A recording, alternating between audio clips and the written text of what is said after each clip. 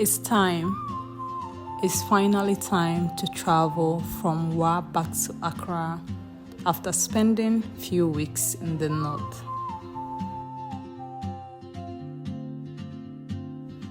And honestly, every single time I'm leaving the north back to Accra, my heart feels heavy.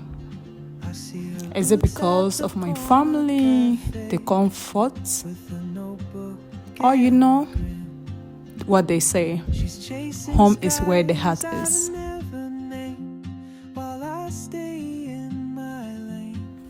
And as I was on my way to the airport, random things kept running through my mind. But there's one particular thing I've been thinking about.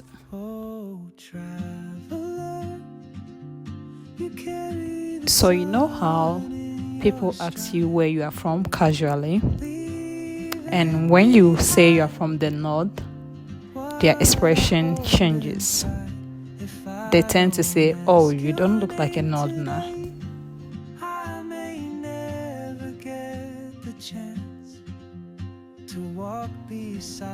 I've had this experience more than once, where someone look at me and say, "Wait, are you serious?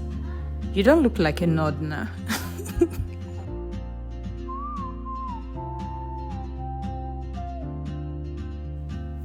And every time this happens, I pause a bit because I don't know if they think it's a compliment. Maybe, just maybe, they expect me to smile and say thank you. But sadly, I don't see it as a compliment.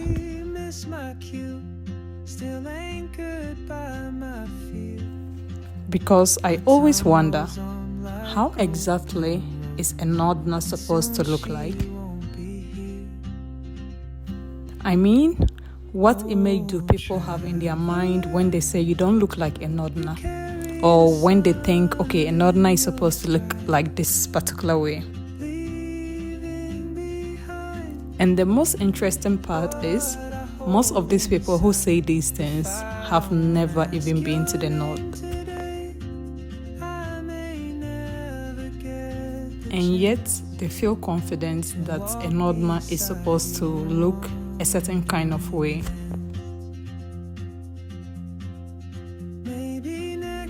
Until date, I don't know how to answer these kind of questions or statements made by other people.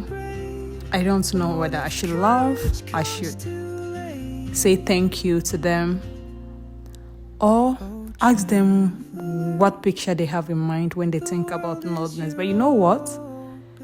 They might feel you are being defensive.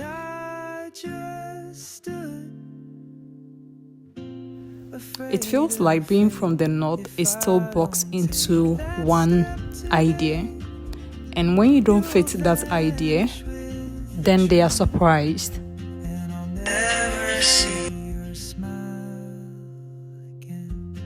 Sitting here with my snacks and traveling back to Accra, I've just been thinking, most of these compliments or most of these things people say are not coming from a bad place, but rather lack of exposure, not knowing, and never really seeing beyond what they've been told. Just like my Uber driver, I remember when I was going to the airports, when I was traveling to the north, the Uber I picked, this gentleman is from Kumasi, but he has never been to Kumasi. He has lived all his life in Accra here. So we're having conversations and he asked me where I'm going to.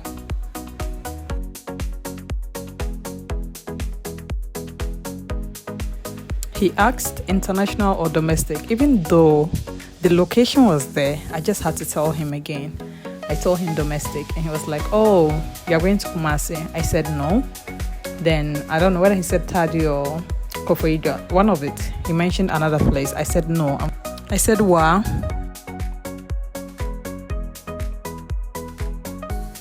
The next question was, "Oh, so I'll drop in Kumasi and continue." I so I told him no, there are straight flights to the north.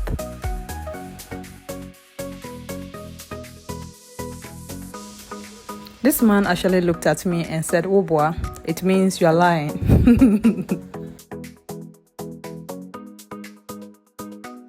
Guess what? He actually thought the north was actually packed in one location.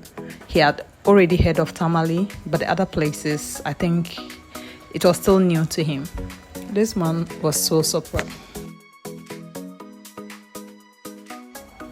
I had to explain, but you know what? People hold things so high that it's difficult for them to unlearn certain things and learn new things. So I just had to let it be.